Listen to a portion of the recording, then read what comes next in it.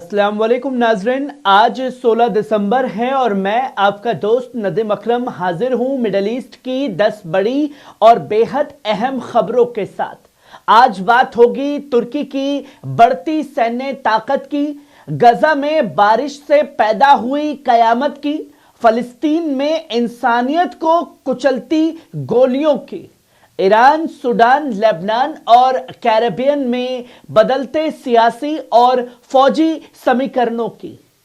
नाजरीन, ये सिर्फ आज की खबरें नहीं है, ये उस दुनिया की तस्वीर है जो हमारी आंखों के सामने तेजी से लगातार बदल रहा है। ये तमाम बड़ी खबरें आपके सामने होंगी, जहां पहली खबर अपनी स्क्रीन पर देख सकते हैं। तुर्की की ताकत में एक बड़ा इजाफा। दोस्तों, मिडल ईस्ट में ताकत का बैलेंस तेजी से लगातार बदल रहा है। तुर्की ने अपनी अब तक की सबसे लंबी दूरी की देश में बनी बैलिस्टिक मिसाइल को लॉन्च कर दिया है और कामयाबी से टेस्ट कर लिया गया है। इस टेस्ट में मिसाइल ने बिल्कुल पिन पॉइंट प्रिसीजन के साथ अपने टारगेट को हिट किया गया। तुर्की के डिफेंस सूत्रों के मुताबिक ये मिसाइल अब मास प्रोडक्शन में जा चुकी हैं और इसकी डिलीवरी भी शुरू हो चुकी है, जिसकी तस्वीरें दुनिया के सामने तुर्की ने रखी। वहीं आप दूसरी खबर देखिए, भारत ईरान रिश्तों का एक नया अध्याय शुरू हो चुका है। दोस्तों, भारत और ईरान के ताल्लुकात में आज एक अहम कदम सामने आया है। ईरान के भारत में नए राजदूत डॉक्टर मोहम्मद फतह अली ने राष्ट्रपति भवन में भारत की राष्ट्रपति द्रौपदी मुर्मू को अपने कैंडिडेट्स पेश किए। इसके साथ ही भारत में उनकी आधिकारिक राजनयिक मिशन की शुरुआत हो चुकी है, जिसकी तस्वीरें दुनिया के सामने आई। वहीं आप तीसरी खबर देखिए, गजा में बारिश ने बढ़ाया दर्द। दोस्तों, गजा पट्टी में मौसम की मार ने लोगों की मुसीबत और बढ़ा दी है और इस मुसीबत के चलते तेज तूफान और भारी बारिश के बाद बारिश का पानी इतना बढ़ चुका है कि आप इस वीडियो में देख सकते हैं कि एक एम्बुलेंस और कई सिविल गाड़ियां पूरी तरह पानी में डूब गई हैं और इस्तेमाल के काबिल नहीं रही हैं, क्योंकि पानी इंजनों के अंदर घुस चुका है। नाजरीन, पहले से तबाह इंफ्रास्ट्रक्चर, जरूरी सामान की कमी और जारी इजरायली नाकेबंदी के बीच अब ये बाढ़ गजा के लोगों के लिए एक और बड़ा जख्म बन गई है। वहीं आप चौथी खबर देखिए, सूडान पर रियाद में बड़ी कूटनीतिक बैठक। दोस्तों, सूडान के हालत को और लेकर रियाद से एक अहम कूटनीतिक अपडेट सामने आई है, जहां सऊदी अरब के क्राउन प्रिंस मोहम्मद बिन सलमान ने रियाद के अल यामा महा पैलेस में सूडान की फौज के चीफ अब्दुल फतह अल बुरहान से मुलाकात की। इस बैठक में सूडान की ताजा स्थिति, जंग से तबाह मुल्क में अमन, सुरक्षा और स्थिरता कायम करने की कोशिशों पर विस्तार से बात हुई है। नाज़रीन, इस अहम बैठक में Saudi defence minister prince Khalid bin Salman और साथ ही साथ विदेश मंत्री प्रिंस फैसल बिन फरहान भी मौजूद रहे। इस दौरान कई चीजों पर बातचीत हुई। अमेरिका के अफ्रीका मामलों के दूत मसाद बुलोस ने भी प्रिंस खालिद से मुलाकात कर इलाकाई टकराव खत्म करने और अमन को आगे बढ़ाने पर चर्चा की है। वहीं आप पांचवी खबर देखिए, लेबनान में हथियारों पर दबाव, सेना हिजबुल्लाह के हथियार खत्म करने की जंग शुरू कर चुकी है। दोस्तों, लेबनान में हालत एक बार फिर नाजुक मोड़ पर आ खड़े हुए हैं। लेबनानी सेना ने सोमवार को कई देशों के राजदूतों और विदेशी फौजी अफसरों को मैदान में ले जाकर हिजबुल्लाह को निरस्त करने की अपनी कोशिशें दिखाई हैं। यह दिखाया कि वो कैसे हिजबुल्लाह के हथियार को खत्म कर सकता है।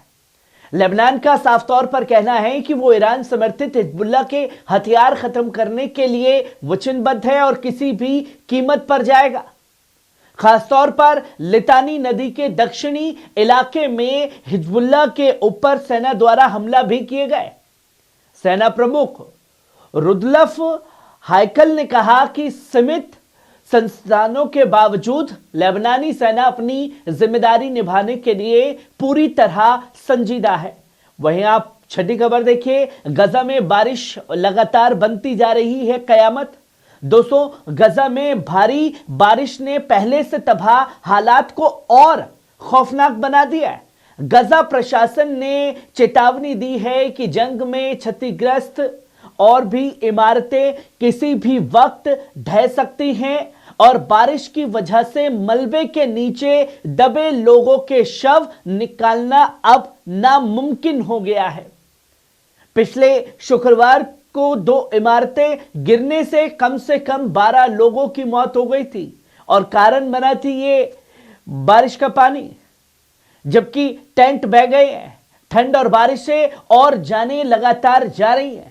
वहीं आप 7वीं खबर देखिए, सीरिया में आईएसआईएस का एक बार फिर हमला। दोस्तों, सीरिया से एक गंभीर सुरक्षा अपडेट सामने आई है। आतंकी संगठन आईएसआईएस ने इदलिब प्रांत में हुए हमले की जिम्मेदारी कबूल कर ली है, जिसमें सीरियाई सुरक्षा बलों के 4 जवान मारे गए हैं और 1 जख्मी हुआ है। एसआईटीए इंटेलिजेंस ग्रुप के मुताबिक आईएसआईएस ने साफ तौर पर कहा कि उसने मारेत अल नुमान रोड पर सीरियाई सरकार के रोड सिक्योरिटी पेट्रोल पर मशीन गन से हमला किया है। वहीं आप 8वीं खबर देखिए, कैरिबियन में बढ़ा तनाव, वेनेजुएला पर जंग मुसल्लत की जा रही है।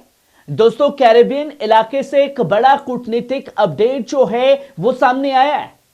ट्रिनिडाड और टोबैगो की हुकूमत ने अगले कुछ घंटे में अमेरिकी फौज को अपने एयरपोर्ट इस्तेमाल करने की इजाजत दे दी है वेनेजुएला के खिलाफ में।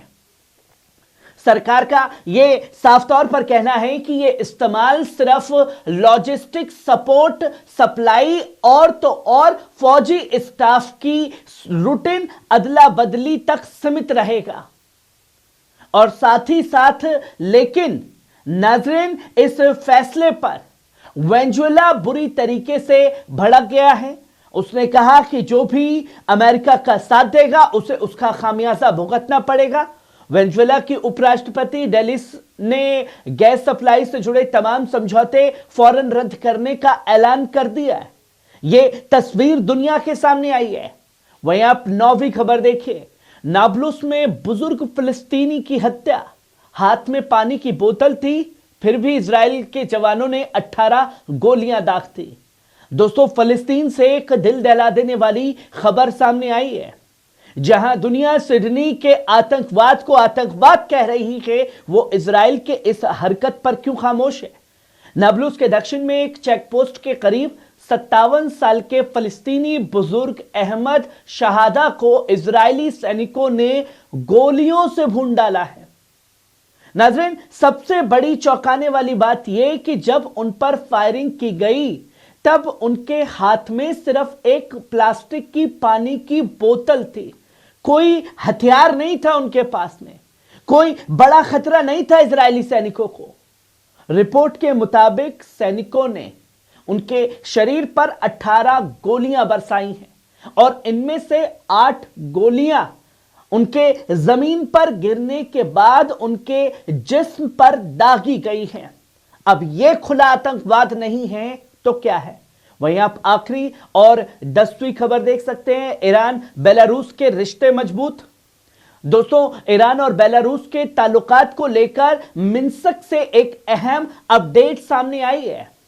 ईरान के विदेश मंत्री सैयद अब्बास इरगाची ने बेलारूस की राजधानी मिन्स्क में वहां के आला हुकाम से मुलाकात की है और साथ ही साथ बेलारूस की सिक्योरिटी काउंसिल के सेक्रेटरी ने यह साफ तौर पर कहा है कि दुनिया में अमन और सुरक्षा के लिए अंतर्राष्ट्रीय कानून, यूएन चार्टर और बहुपक्षीय व्यवस्था का पालन होना बहुत जरूरी है और ईरान बेलारूस को मुश्तरका हितों पर एक दूसरे का साथ जारी रखना चाहिए, जिसकी तस्वीरें दुनिया के सामने आई हैं। नाज़रीन, ये थी मिडल ईस्ट की 10 सबसे बड़ी अहम खबरें। आपको कैसी लगी कमेंट बॉक्स में आकर के अपनी राय जरूर दीजिएगा। शुक्रिया।